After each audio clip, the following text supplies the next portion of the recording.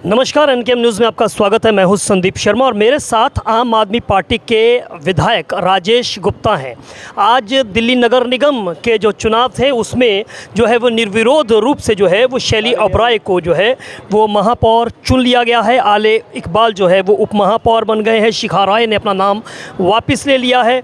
क्या कहना चाहेंगे? बिल्कुल उम्मीद तो ऐसी नहीं थी कि बड़े आराम से जो है वो ये चुनाव हो जाएगा, लेकिन निर्विरोध रूप से आपकी प्रत्याशी जो हैं वो मेयर चुन ली गई। क्या कहना चाहेंगे? देखिए, लड़ाई एक मैंने पहले भी कोई नहीं थी। जनता ने बड़ा स्पष्ट बहुमत आम आदमी पार्टी को दिया। अगर एक मैंने पहले इस बात को मान लेते, इन्होंने बहुत कोशिश करी, जोड़ की तोड़ की, खरीदने की, फरोख्त की, डराने की, नहीं करते तभी मान जाते तो आज ना तो इतना समय व्यर्थ होता और साथ में जनता के सामने जो एक किरकिरी हुई है भाजपा की कि एक महीने पहले या मार पीट तोड़ फोड़ हुई, वो सब नहीं देखना पड़ता।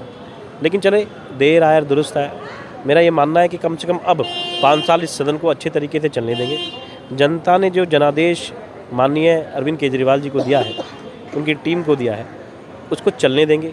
सकारात्मक विपक्ष की भूमिका निभाएं। अगर कोई हम में कमी है, त्रुटि है, उसे उठाएं, हम उसे ठीक करेंगे। हमारा भरोसा है, हमारा वादा है। लेकिन इस सदन को चलने दें, क्योंकि दिल्ली की जनता पढ़ी लिखी जनता है। जब वो देखती है ना, उनका दिल टूटता है। अब मुझे तो कभी कभी लगता है कि जो निगम में जो कुछ देखा उसकी वजह से इनको वापसी का मौका दिल्ली सरकार में दिया नहीं जनता ने। तो सकारात्मक भूमिका निभाए। जनता सब देख रही है, काम करे जनता के लिए। गुप्ता जी, आपने कहा था खरीद फरोख्त करने की कोशिश की गई है, तोड़ने की कोशिश की गई, तो क्या लगता है कि अभी कोशिश हुई लेकिन उस कोशिश में भाजपा कामयाब नहीं हुई? और अगर ये कोशिश हुई तो कितने जो है आपके पार्षदों को जो है वो ऑफ़र किया गया? देखिए, ये चीज़ें ऐसी होती हैं कि कुछ पार्षद अब जब किसी को फ़ोन करते हैं, कईयों के पर्सनल रिश्ते इस किस्म के होते हैं कि हर आदमी उसको उजागर भी नहीं करना चाहता, क्योंकि ये ऐसी चीज़ें हैं कि आदमी इसको टाल जाता है। लेकिन मैं आपको एक बात बता दूं कि जिस तरीके से भाजपा ने पूरे भारत में एक अभियान चलाया हुआ है, जिसे ऑपरेशन लोटस वो बोलते हैं, गोवा में करा, मध्य प्रदेश में करा, राजस्थान के अंदर करते करते रह गए, बिहार में करा, महाराष्ट्र में करा, ऐसे बहुत सारे हैं वो रोज़ ही करते हैं। कोई, मुझे लगता है कि ये कोई छुपी हुई बात अब है ही नहीं कि जहाँ भी प्रयास लगे उस आदमी को तोड़ लो। मतलब तन मन धन गन जो लगा सकते हैं उसे लगाने की वो कोशिश करते हैं। और उसके बाद में जब वो फेल हो जाते हैं तो फिर वो कहते हैं कि नहीं, ठीक है जी, हमने हथियार डाल दिए। लेकिन वो हथियार डालते नहीं है हमेशा। इसीलिए हथियार डाल दिए, लगता है वो कामयाब नहीं हुई, ये कहना चाहते हैं? हाँ बिल्कुल, जब कामयाब नहीं हुए तो जब अंगूर नहीं मिले तो खट्टे हैं वाली पोजीशन है। लेकिन जैसे मैं कह रहा हूँ कि शायद अब, क्योंकि अंत भला तो सब भला, सब कुछ अच्छा हुआ है, मैं तो यही कहूँगा कि भाई अब कम से कम ये कोशिश ना करें। लेकिन जो सर उन्होंने कहा कि स्टैंडिंग कमेटी चूँकि नहीं है, स्टैंडिंग कमेटी के अंदर अड़ंगे ना लगाए जाएं, स्टैंडिंग कमेटी बन ली जाए, बनने दी जाए, इसी वजह से हमने मेयर के पद से जो है, उप महापौर के पद से जो है हमने नाम वापस अपने कैंडिडेट्स का लिया है।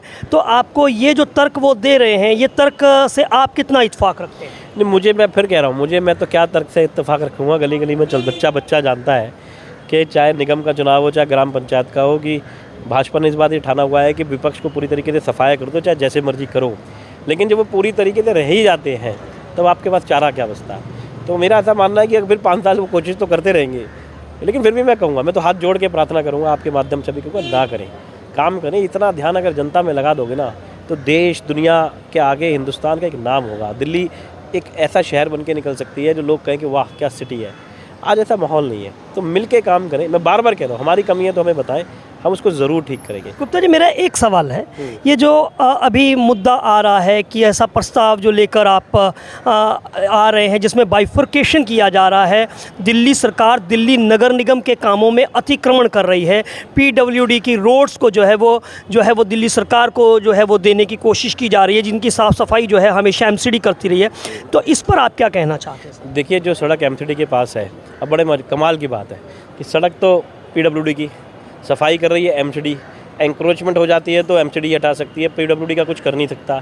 तो लोग तो आके दिल्ली सरकार को या विधायक को कहते हैं कि भाई रोड देखो किसकी है। फिर निगम के पास में अपने और बहुत सड़कें हैं, बहुत गलियां अंदर की हैं।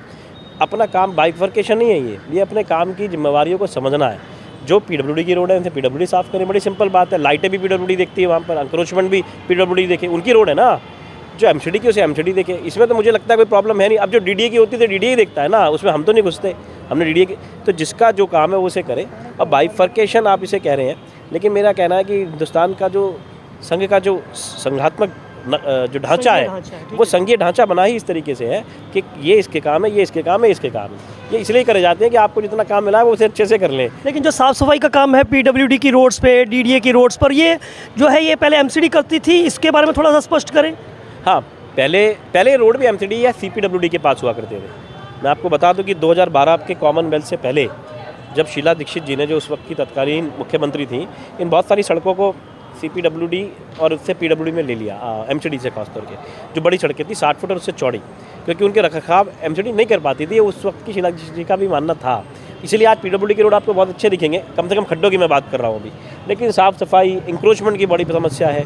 उन सब के लिए ज़रूरी है कि जिसके पास में अब घर मकान आपका हो और सफाई की जिम्मेवारी मेरी हो, मैं करूँ नहीं करूँ, कुछ जिम्मेवारी अब आपका घर है तो आप ही रखें जिसको रखना है सफाई के लिए। आप उसे हटा सके, मना सके, समझा सके, उसको इनाम दे सके।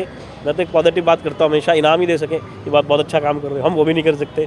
तो इसलिए ज़रूरी है कि जो संघीय ढांचे के तहत चीज़ें हैं, 60 फुट से ऊपर रोड जो है पीडब्ल्यूडी के पास है, तो सफाई की जिम्मेवारी भी उनकी तय हो, ताकि एक आम नागरिक जो आज बड़ा कन्फ्यूज़ होता है, फ़ोन करता है साहब सड़क ठीक करा दो, तो सड़क ठीक कराएंगे दिल्ली सरकार, लेकिन सफाई करा दो तो कराएगी एमसीडी, कि जी इंक्रोचमेंट हो गई तो देखेगी एमसीडी, लाइट ख़राब है तो देखेगी पीडब्ल्यूडी। तो उस आदमी को परेशानी होने की बजाय एक पर्टिकुलर वहाँ पे नाम हो, जो दिल्ली सरकार ने करा कि वहाँ के एग्जीक्यूटिव इंजीनियर का, जेई का नाम लिखे गए वहाँ पर, कि आप एक आदमी को फ़ोन करें और आपकी उस रोड की सारी समस्याएँ उस एक आदमी के पास में हल हो जाए। तो ये आम आदमी को ताकत देना है और सिस्टम को ही दुरुस्त करना है, जो बाबा साहब अम्बेडकर ने हमको दिया कि सब अपना अपना काम करें तभी काम अच्छा होगा। एक दूसरे के कामों में घुसेंगे तो सब काम खराब होगा। चलिए, बहुत बहुत शुक्रिया और आपको बहुत बहुत शुभकामनाएं कि निर्विरोध रूप से जो है शैली ओबराय और आले इकबाल जो है महापौर उप महापौर चुने गए। Thank you, thank you, thank you. तो ये थे हमारे साथ राजेश गुप्ता, आम आदमी पार्टी के विधायक और यहाँ पर जो है नॉमिनेटेड मेंबर, और निर्विरोध रूप से जो है वो आम आदमी पार्टी की जो है शैली ओबराय महापौर चुन ली गई हैं, आले इकबाल उप महापौर चुन लिए गए हैं।